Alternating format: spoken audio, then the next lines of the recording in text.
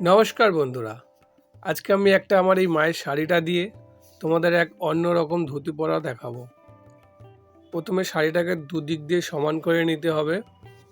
শাড়িটা মাঝখানে নিয়ে দুদিক থেকে সমান করে নিতে হবে। আজকাল তো ধুতি পরার চল তো উঠেই গেছে প্রায়। তো আমার প্রয়াস যে পুরনো ট্র্যাডিশনটা আবার যেন ফিরে আসে। তো যাই হোক, এইভাবে ধুতিটাকে মাঝখান থেকে নিয়ে দু সাইডে পুরো সমান করে নেওয়ার পর এবার আমি ভালো করে গিঁটটি দিয়ে নিলাম। গিঁটুটাকে একটু ভালোভাবে দিতে হবে যাতে খুলে না যায়, সেদিকে ধ্যান রাখতে হবে। এরপরে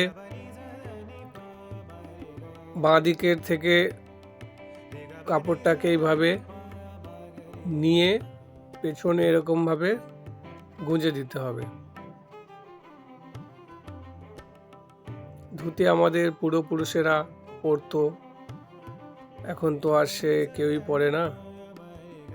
এবারে সামনের ঝুলটাকে নিয়ে এসে এবারে এইভাবে আবার কুচি দিয়ে নিয়ে সামনের দিকে গুজে দিতে হবে।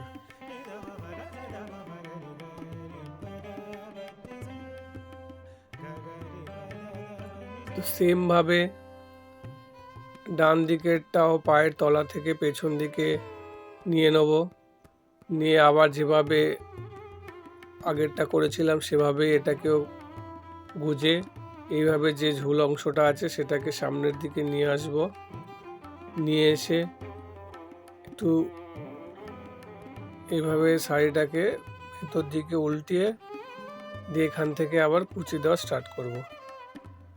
আগে যেভাবে করেছিলাম এভাবেই করব, সেমভাবে একই প্রসেস দিয়ে এভাবে করার পর সেমভাবে আবার সামনে এটাকে গুজে নেব। তো যাই হোক, শাড়ি পরার ট্র্যাডিশনটা যেন আবার ফিরে আসে।